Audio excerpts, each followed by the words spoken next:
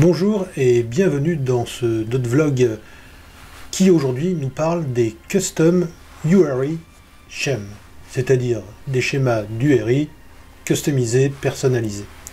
Quel est l'intérêt d'un Custom URI Scheme? C'est de pouvoir activer votre application depuis l'extérieur en fonction d'un nom de schéma comme HTTP, FTP, mais en créant le vôtre propre et éventuellement en passant des paramètres à votre application, ce qui permet bien évidemment de s'adapter à la demande qui vient d'être faite. Alors il existe plusieurs façons de faire, mais par contre pour créer un schéma personnalisé, il va falloir respecter un certain nombre d'étapes. Je ne vous cache pas que c'est pas si évident que ça. J'ai pas mal cherché de choses, mais ce sur quoi on va terminer dans cet exemple, on va regarder un peu par la fin, c'est tout simplement de pouvoir activer une application Xamarin.Forms avec une page HTML qui aurait un lien à l'intérieur, comme n'importe quel lien de type href qu'on pourrait avoir dans une page HTML. Vous avez sous les yeux en ce moment ici un éditeur de texte, donc là on est dans une émulation, dans l'émulation de ce qui serait une tablette Samsung donc tenue en mode portrait, et nous avons un éditeur de texte HTML que j'ai téléchargé, peu importe, sur le Play Store. Donc ici, dans ce petit morceau de texte, on voit qu'on n'a pas grand-chose, mais par contre, on a cette partie-là, le lien, cliquez le lien pour lancer l'application, et on voit qu'on a un balise A, href, avec odtestscheme, enfin 2 //, donc exactement comme on aurait un HTTP 2 // ou un FTP 2 // ou autre chose, suivi de IDFAC, qui est un chemin, avec point d'interrogation qui est bien évidemment le passage de paramètres, et avec ID égale jeton 98, etc., qui sera le paramètre qu'on va passer à notre application. Et vous voyez qu'ici, il n'y a pas besoin de connaître la localisation physique de l'application, ce qui pourrait être problématique. On n'a pas besoin de connaître son nom même. Demain, on peut créer une autre application qui viendra remplacer ça, ou qui gérera le même schéma, etc., Alors, il y a beaucoup de choses à faire, beaucoup de choses à en dire, je vais essayer de pas trop m'égarer pour rester uniquement sur la partie technique et comment on réalise ça. Donc vous voyez ici cette page HTML, je vous la laisse suffisamment longtemps, on pourrait faire pause, revenir en arrière sur la vidéo. Vous voyez comment est écrit le lien, il s'agit vraiment d'un lien stupide, exactement comme on ferait un lien HTTP ou un lien FTP. Sauf que le nom ici n'est pas FTP, mais odtestscheme, qui va être le nom de mon schéma. On va pouvoir revenir sur ici cette page HTML une fois chargée dans le browser, ici Chrome, de ma tablette. Donc on a tout le décorum, et puis on voit que les liens fonctionnent, c'était surtout pour le test. Si je veux aller sur .blog, et on va voir que vu la taille en résolution, la tablette devrait activer le .blog qui est en version comme ça, voilà. Donc on est OK au niveau de la mise en page. Et donc on active une URL.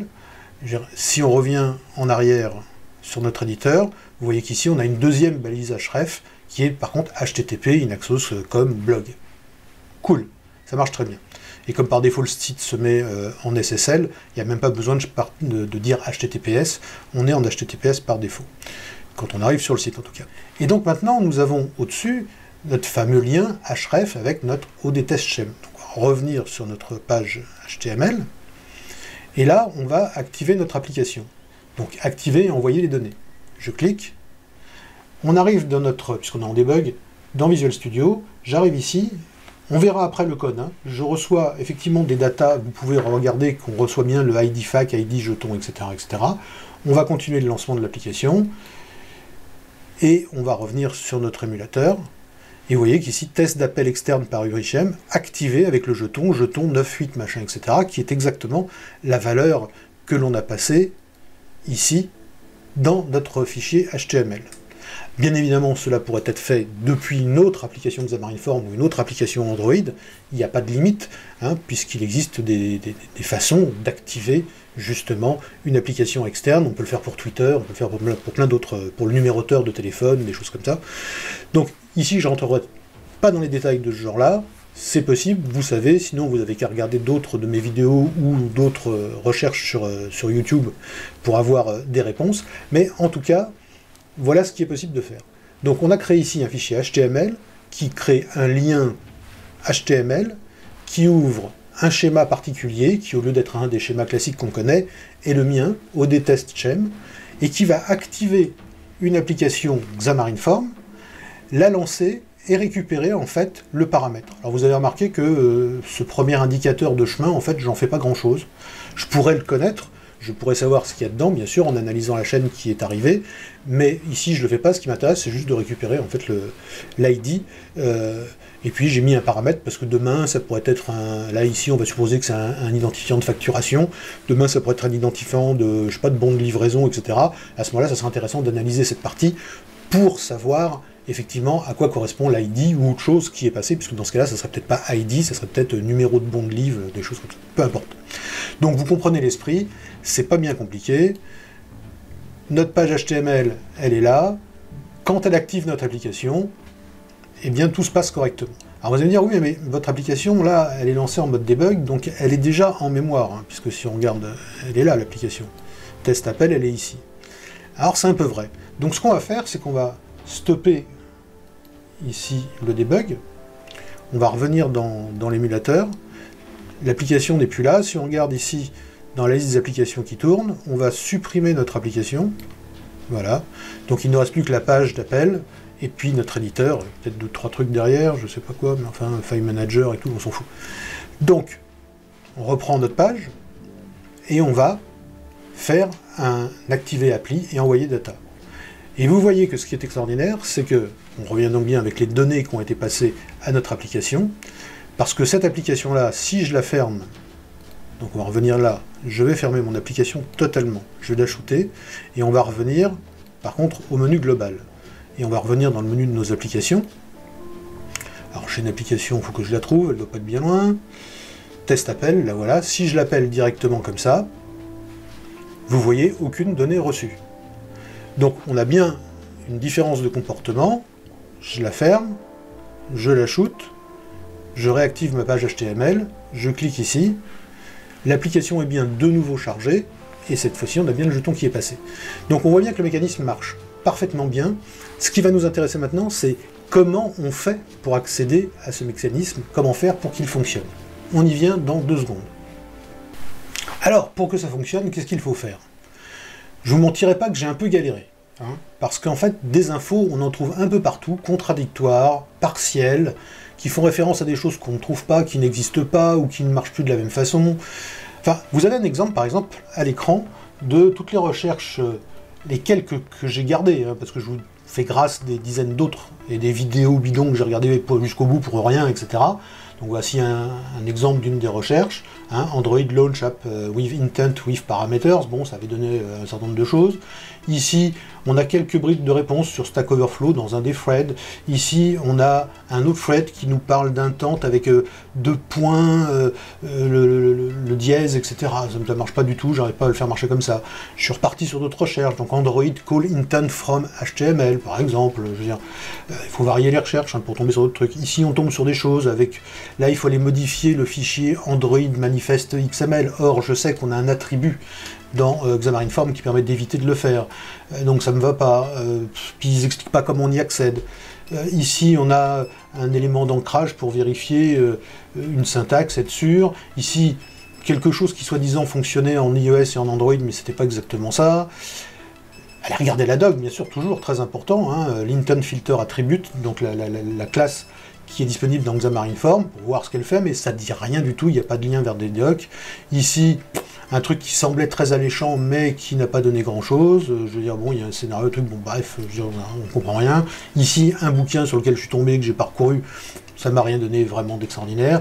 D'autres recherches, d'autres informations, etc., etc., etc. Vous voyez, je ne vous mens pas, il y en a des tonnes, et ça m'a pris vraiment pas mal de temps, je veux dire, pour réunir tout ça, réunir ce qui était part, et ce qui était part d'une certaine façon, en plus morcellaire, parcellaire, et partiellement faux en plus pour chacune des informations. Aucun ne donne la solution. Alors, après des recherches, parce que j'abandonne pas comme ça, je suis arrivé sur une façon de faire la chose.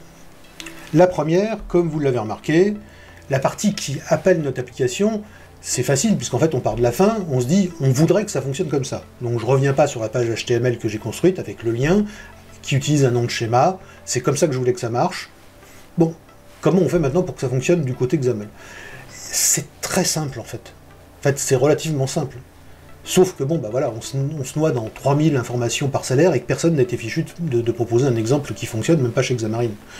Donc, qu'est-ce qu'il faut faire? On est sur une application Android, effectivement, toute bête, hein, enfin une application Xamarin Form qui n'a qu'une application Android. J'ai pas voulu le faire pour iOS, UWP, WPF, etc. On verra plus tard comment on peut étendre le mécanisme. En tout cas, c'est pour de l'Android ici. Sachant que sur iOS, ça va pas être bien plus compliqué à faire, mais c'est toujours la même chose, il faut trouver l'information.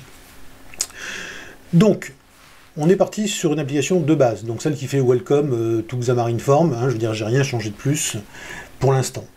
Cette application, on va aller dans la partie, alors je vous fais voir la partie Xamarin Form elle-même, où effectivement il n'y a pas le Welcome to Xamarin Form, j'ai juste changé le premier label avec test d'appel externe par URIChem, et j'ai juste ajouté un label qui a un XNAME, qui est label data, un truc vraiment pas très clean, qui a un texte, qui par défaut n'a aucune data reçue, et puis voilà, on s'arrête là. On pourrait même d'ailleurs ne rien mettre, puisque le logiciel est fait pour fonctionner en initialisant ce texte d'une façon ou d'une autre. C'est tout, rien.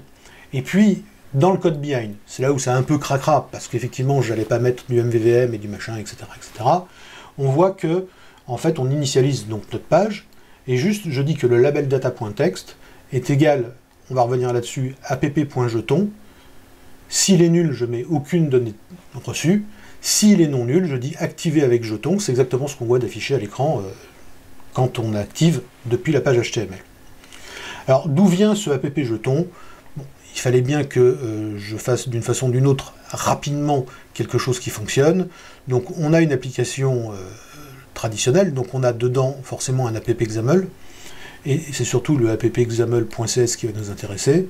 J'ai simplement déclaré là-dedans un public static string jeton. Voilà. Parce que l'application app n'est pas encore créée quand on va vouloir attaquer cette valeur-là, donc c'est une variable statique, ce qui me permet de la remplir avant même que la classe, enfin, pas que la classe, mais que l'instance de classe existe. Et puis, on voit qu'il n'y a rien de spécial, hein. J'ai laissé le app vierge tel qu'il est livré de base par Xamarin Form. J'ai juste rajouté cette propriété statique qui s'appelle jeton, qui est de type string ici, dans mon app. Et toute mon application Xamarin Form se référera en fait à app.jeton, sans savoir d'où il vient et comment il a été alimenté. Alors justement, d'où il vient, comment il a été alimenté? Eh bien c'est assez simple, maintenant nous allons aller dans la partie native, dans l'application Android. Et vous dites bien que ça va se passer à un endroit bien précis, qui est dans la main activity. Cette main activity, on voit bien ici, test appel Droid, c'est des choses tout à fait classiques que Xamarin Form crée. On a une activity avec un label, un icône, enfin bon, tout ça on s'en fiche un petit peu. J'ai juste ajouté ça.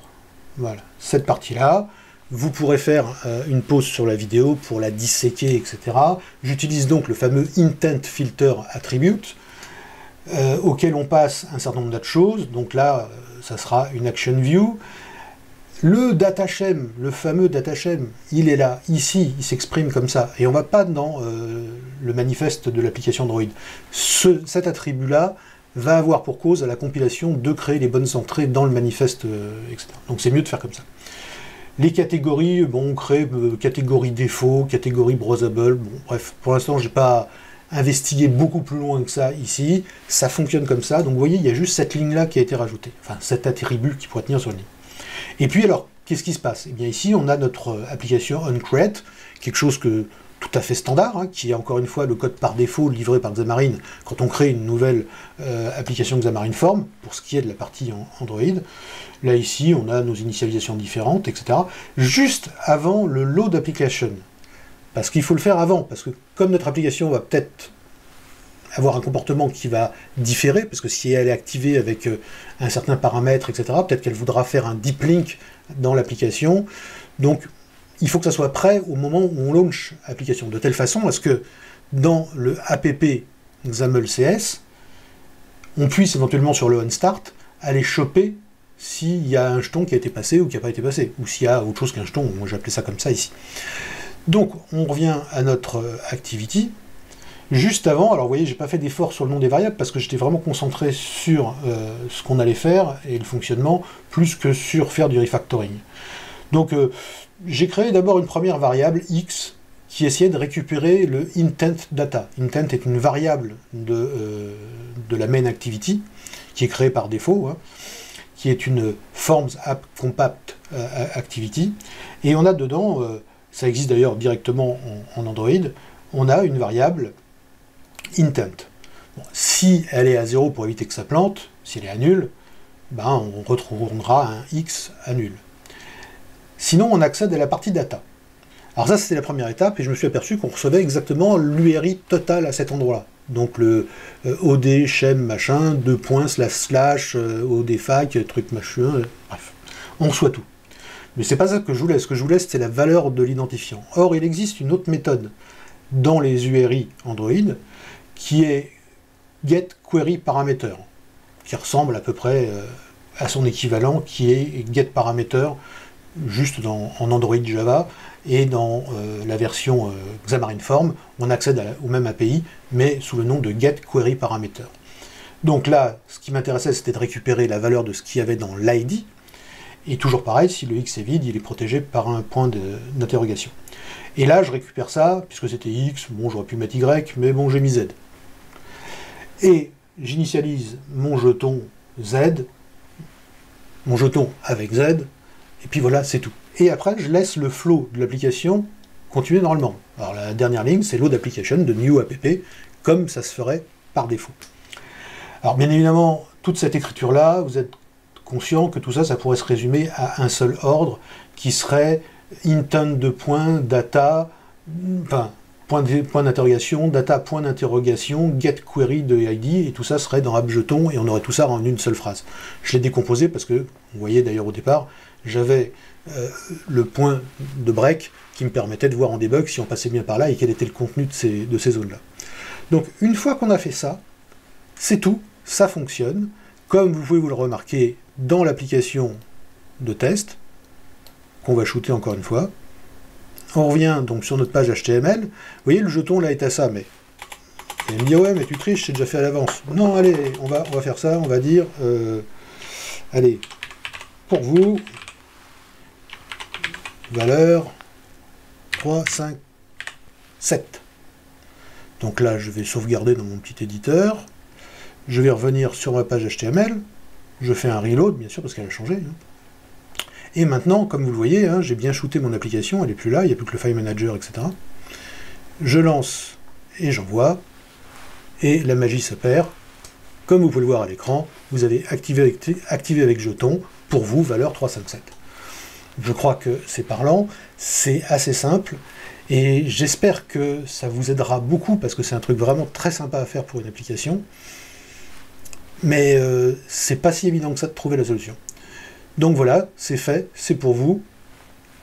À bientôt pour de nouvelles aventures dans .vlog ou sur .blog, le complément indispensable l'un de l'autre pour tout savoir sur Xamarin.Form et sur bien d'autres sujets aussi d'ailleurs. A très bientôt, merci de votre attention. Ciao.